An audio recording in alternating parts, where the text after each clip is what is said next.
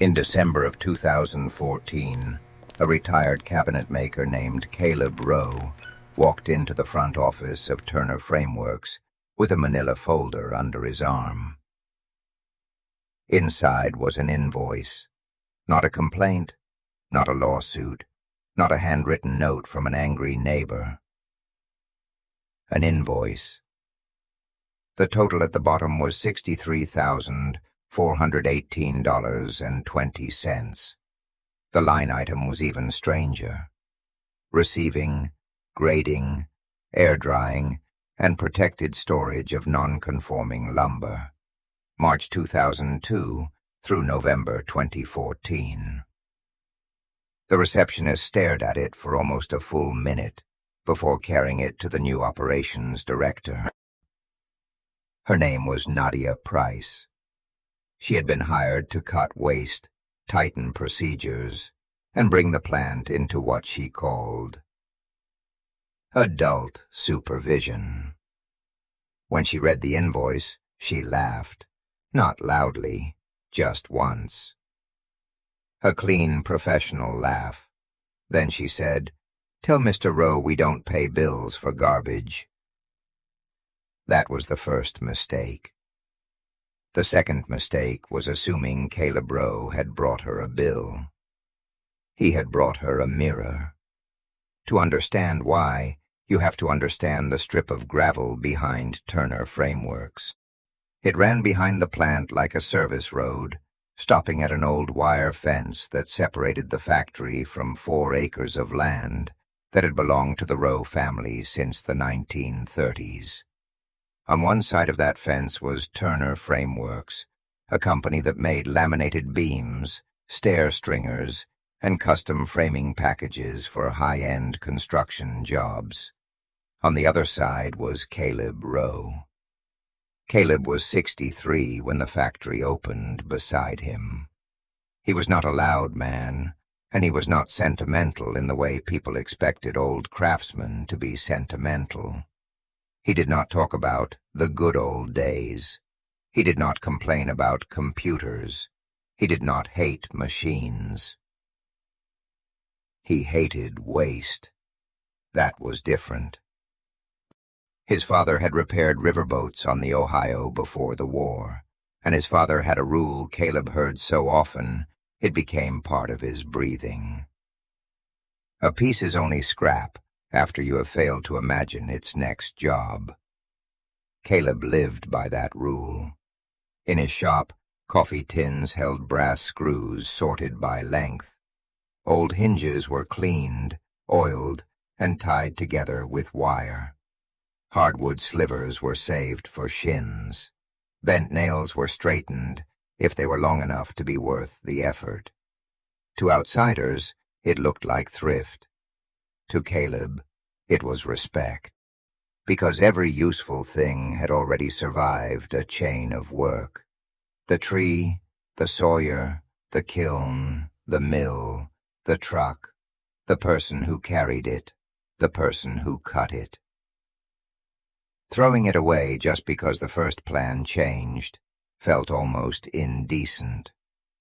Turner Frameworks did not see material that way. It saw material through software. The plant bought beautiful lumber by the truckload: Douglas fir, southern yellow pine, maple blocking, laminated veneer stock, sheets of flawless plywood. Then it fed those boards into automated saws that cut everything to exact order. A beam ordered at 22 feet, 9 inches became 22 feet, 9 inches. Stair stringer ordered for a lake house in Michigan became exactly what the drawing required. And what remained? 6 inches, 14 inches, 37 inches. Sometimes an entire 4-foot length of perfect, kiln-dried wood.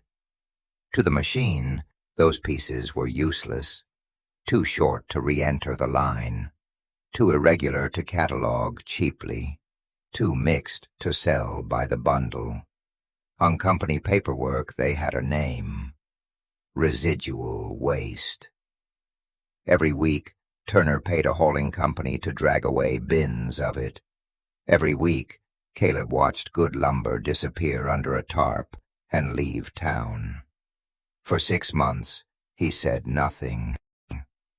Then one cold morning in March of 2002, he walked across the gravel strip and found the dock supervisor, a square-shouldered man named Gus Tiller. Gus was watching 2 men dump cut-offs into a roll-off container. Caleb pointed at a clear piece of fur lying on top. "You burning that?" Gus looked at the wood, then at Caleb, then at the container. "It's going to the county landfill. Then can I take what you don't want?" Gus had disposal manifests on a clipboard and a plant manager telling him to reduce dock congestion. So he shrugged. "Keep out of the forklift lanes and don't make it my problem." That was the entire agreement. No contract, no pricing, no policy review. Practical sentence between 2 men who understood that good material going to a landfill was stupid. The next week, Gus made it easier. Instead of hauling every bin to the roll-off, the forklift driver began taking 1 load every few days to the back fence. He would lift the steel bin, tip it over, and let the pieces slide across the line onto Caleb's side. The sound became part of the neighborhood, a rising diesel whine, the beep of reverse, then a wooden crash against dirt and gravel. Most people saw it and shook their heads. Over the years, the pile became a local landmark. Kids on bikes called it Caleb's Mountain. A county inspector once called it visually unfortunate. Caleb's grandson, Miles, called it humiliating. But Caleb never called it a pile. He called it stock, and he treated it that way. That is the part nobody saw from the road. The road showed chaos, odd lengths, twisted shadows, broken edges, dust, weeds, rain-darkened ends. Behind that front face, Caleb was building an inventory. Every evening, after the shop doors were shut and the day's repairs were finished, he went to the fence line with gloves, a notebook, and a carpenter's pencil. He sorted by species: fir to the north rack, pine to the long stack, maple blocking under cover, plywood sheets trimmed square and leaned upright. He sorted by dimension: 2 by material, beam ends, sheet goods, clear shorts, firewood. Then he graded it, checked for knots, checked for splits, checked for stress cracks from the saw, checked the ends for moisture. Anything cracked or dirty enough to be useless went to the stove. Everything else was stickered. Stickered wood does not simply sit in a stack. It breathes. Caleb laid down heavy skids to keep the lumber off the ground, then a layer of boards, then thin spacers, then another layer, then more spacers. The gaps let air move around every piece. That mattered because kiln-dried wood is not finished living the moment it leaves the kiln. It still moves, it still settles, it still has tension trapped inside it. Factory software understood length. Caleb understood patience. By the 3rd year, the visible pile was larger, but the hidden system was cleaner. The oldest stacks had dates written on scrap tags. The maple was under tin. The fir had been rotated twice. The plywood had been culled and squared. Miles hated all of it. He was 14 when the loads started arriving, and 26 when the invoice was delivered. For most of those years, he saw only the embarrassment. He saw a grandfather who could build a chair leg so smooth it looked poured, wasting hours on pieces a company had rejected. One summer, Miles helped Caleb repair a porch with wood from the fence. It took 3 afternoons longer than buying new boards would have taken. Miles finally threw down his tape measure and said, "Granddad, you're saving pennies by spending weeks." Caleb did not look offended. He ran his hand along the edge of a board, feeling for a twist. "No," he said. "I'm spending time to keep value from being buried." Miles rolled his eyes. That sounded like one of those old man sentences that meant nothing until life forced you to remember it. In 2007, Caleb built the first drying shed. It was not impressive from the outside. 16 feet wide, 30 feet long, a simple shed roof, salvaged windows, a door made from laminated offcuts that would have cost a fortune if bought new. But inside, it changed everything. The best material no longer sat under tarps. It came in from the weather, one stickered stack at a time. Fir on the left, pine across the back, maple and plywood in the driest corner. The factory kept producing. The fence kept receiving. Caleb kept sorting. By 2010, the shed was full. So he built the second structure.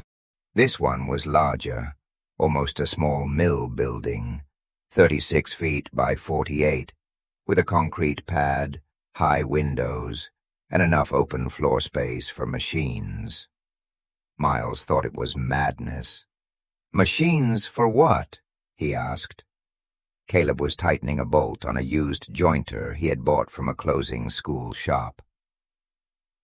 "For the work after the waiting." There was an old table saw from an estate auction, a bandsaw with chipped paint and a motor that still ran smooth. A planer so heavy it took 4 men and a tractor to move. Dust pipe Caleb fitted together himself. Racks made from the factory's own beam ends. He did not announce a business. He did not ask for investors. He did not make a sign. He prepared, and then Turner Frameworks was sold. The buyer was a national building products group with 3 plants, 2 consultants, and a language for every human problem. The old plant manager retired. Gus Tiller took a medical leave, and Nadia Price arrived. Nadia was 38, sharp, capable, and very good at finding leaks inside systems. She had built her career turning messy plants into measurable plants. On her first week, she walked the floor with a tablet in her hand, asking questions nobody enjoyed answering. Why was this bin staged here? Who approved this overtime? Why was that saw down 12 minutes longer than the report said? Why did the forklift leave the property line with a bin of cut-offs? That last question stopped everyone. Forklift operator said, "That goes to the old cabinet guy." Nadia said, "What old cabinet guy?" A supervisor explained the fence arrangement. Nadia did not smile. She asked for the paperwork. There was none. She asked for a liability review. There was none. She asked whether Turner was being paid for the material. It was silent. Then she pulled the hauling invoices. The company was paying an average of $1,850 a month to dispose of mixed residual lumber from the plant. She pulled property maps. She saw the wood on Caleb's land.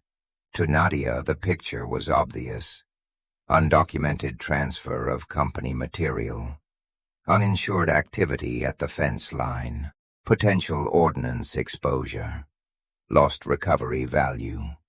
A sloppy legacy habit wearing the costume of neighborliness. She walked across the gravel strip the following afternoon. Caleb was in his shop, truing the sole of a hand plane against sandpaper fixed to glass. Nadia stood in the doorway in a clean safety vest and boots too new for mud.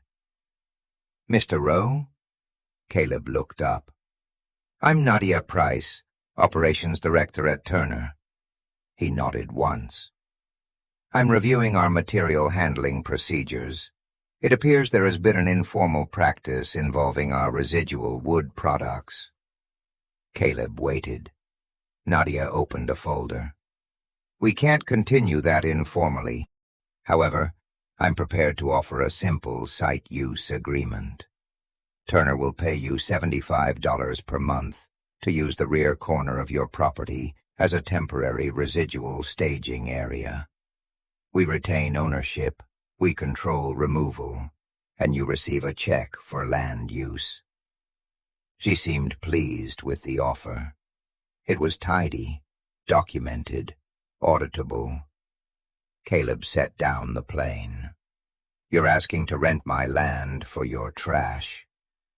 Nadia's expression tightened, just slightly. "We call it non-conforming residual material. Do you call it lumber?" "No," she said. "Not for our purposes." "Then no." One word, no anger in it, no negotiation, just a closed door. Nadia tried again, this time less warmly. "Mister, without an agreement, the transfers stop. We'll place a dedicated container on our side and send all residual material through our hauler. Also, I need to be direct. The accumulated debris on your property may violate township storage rules. If it remains, we may have to notify code enforcement." Caleb picked up the plane again. The blade caught the light. "You should run your plant the way you think is proper," he said, "and I'll run my property the same way." Nadia left, believing she had dealt with a stubborn man who did not understand leverage. Within a week, Caleb received a certified letter. It terminated the fence transfers as of November 30th, 2014. It described the material on his land as debris. It warned that failure to remove it could trigger a municipal complaint. Miles read the letter at the kitchen table and went pale. "This is what I was talking about," he said. "They're going to make you clean it up. Do you understand what that costs? We'll need dumpsters, labor, maybe permits." Caleb folded the letter along its original crease. "No dumpsters." "Granddad, no dumpsters." Then he unlocked the mill building. For the next 3 weeks, Caleb worked from before sunrise until the light went thin. This time, Miles helped. Not happily at first. He was afraid the township would find them. He came because his mother asked him to. He came because someone had to keep Caleb from dropping a beam on his foot. But once they started moving the old stacks, Miles saw what the road had hidden. The front of the pile was ugly because it had been allowed to be ugly. It was camouflage. Behind it were rows, dates, species, widths, lengths, moisture notes, bundles of clear stock nobody had touched in years. The oldest fir had gone honey-colored and stable. The maple blocks were clean and heavy. The plywood sheets had been trimmed into usable panels. The long pine was straight enough for casing, shelving, built-ins. This was not trash removal. It was a harvest. Every day the fence line shrank. Every day the mill building filled. By the final week, Miles stopped joking. He stopped complaining. Then one night, while carrying a stack of maple blocks, he found a tag in Caleb's handwriting. Turner Load, April 2003. Clear maple. Hold for interior work. Miles looked around the building. There were hundreds of tags like it. His grandfather had not been collecting randomly. He had been waiting with records. On November 30th, the fence line was bare. Not perfect, not landscaped, but clear. No mountain, no tarp, no ordnance problem. The fence line was bare. Not perfect, not landscaped, but clear. No mountain, no tarp, no ordnance problem. From Nadia Price's office window, it looked like compliance. She even mentioned it in a morning report. Neighboring debris issue appears resolved without escalation. The next afternoon, Caleb Rowe entered the Turner Frameworks lobby, carrying the manila folder. The receptionist took the invoice upstairs. Nadia read it, laughed once, then walked out to reception. "Mr. Rowe," she said, holding the paper, "this is not payable." Caleb's face did not change. "It is itemized. You're billing us for storing garbage. I'm billing you for receiving, grading, drying, and protecting material your company delivered onto my property for 12 years. We let you take it. You did. And you benefited. I did. Then what exactly do you think we owe you?" Caleb reached into his coat and removed a small notebook, the edges dark from use. "Your company paid roughly $1,850 per month to landfill the same class of material. Over 12 years, that is more than $260,000 of avoided or reduced disposal burden whenever those loads came to me. I am not charging that. I'm charging a discounted handling and storage rate against the usable stock I preserved." Nadia stared at him. The lobby had gone quiet. Caleb continued, "You called it debris in your letter. If it was debris, I handled your debris for 12 years. If it was lumber, I improved your lumber for 12 years. Either way, you delivered it." Nadia's smile was gone now. "That is not how this works." Caleb nodded. "Then come see how it worked." Nadia should not have gone, but people who trust systems often trust inspection. She followed Caleb across the gravel strip, with Miles walking behind them. They passed the old shop. They passed the empty fence line, reached the big mill building. Above the door was a sign Nadia had never seen before. It was cut from a single laminated beam end, sanded until the grain looked like moving water. Rowe and Miles Architectural Woodworks. Caleb opened the door. Inside, Nadia stopped. The building did not smell like garbage. It smelled like dry pine, machine oil, and work about to begin. To the left were stacked boards, labeled by species and date. To the right were racks of beam ends, sorted by length. Along the back wall were panels of plywood, squared and numbered.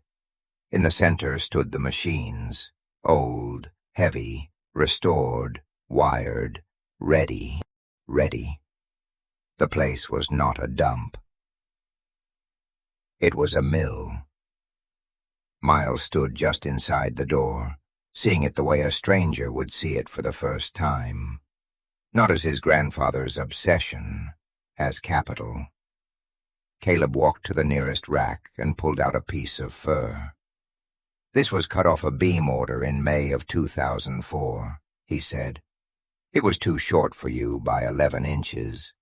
It is long enough for a cabinet rail, a stair part, a door stile, or 100 other things." He set it down. "Your system lost its use at the saw. Mine found its use after the saw." Nadia looked at the invoice again, then at the racks, then at the machines. The numbers began rearranging themselves in her head. She understood cost, understood risk. She understood public perception. She understood that a legal fight over a retired craftsman's decade of waste handling would be ugly, slow, and expensive. Most of all, she understood that Turner's own language had boxed her in. If the material was waste, Caleb had accepted and managed it. If it was valuable, Turner had been giving it away without documentation. If it was nothing, then why had she threatened him over it? For the first time since she took the job, Nadia had no clean column to put the problem in. Turner did not pay the full $63,418.20. Companies rarely surrender that neatly. There were lawyers. There were emails. There were meetings where everyone avoided the word garbage. But Caleb did not have to raise his voice. He had the records. He had the empty fence line. He had the organized stock. He had the sign above the door. And he had time. In the end, Turner paid him $22,000 as a legacy materials reconciliation. More importantly, they signed a supply agreement. All usable, non-conforming lumber would be sold to Rowe and Miles Architectural Woodworks at 12 cents on the original material dollar. Turner got a documented recovery stream and a cleaner disposal report. Nadia got a metric she could present. Caleb got what he had wanted from the beginning, not revenge, not pity, but recognition that the material had never been worthless. A year, Rowe and Miles was building built-ins, stair parts, doors, mantels, and custom furniture from wood the factory used to pay someone to bury. Miles did not go back to the job he hated at the insurance office. He stayed. He learned how to sharpen plane irons. He learned how to read grain. He learned that a board too short for a machine could be long enough for a life. For years, customers asked why the invoice was framed behind the front desk. The invoice was not there because of the money. $22,000 spent quickly. A contract can expire. Even a business can change. The invoice stayed because it recorded the moment one way of seeing lost to another. Spreadsheet had seen disposal cost. Caleb had seen stored possibility. A factory had seen irregular leftovers. Caleb had seen future inventory. A young man had seen an embarrassing pile beside a fence. Caleb had seen a family business waiting under the weather. That is the part people miss about patience. Patience is not doing nothing. Patience is work that refuses to announce itself too early. For 12 years, Caleb Rowe was not waiting for someone to notice him. He was preparing for the day they finally did. And when that day came, he did not shout. He did not beg. He did not explain the value of the wood in a speech. He opened a door. Behind it was the answer. Because waste is not always what has no value. Sometimes waste is what value looks like to a person in too much of a hurry. And sometimes the richest thing on a property is the thing everyone else is embarrassed to look at.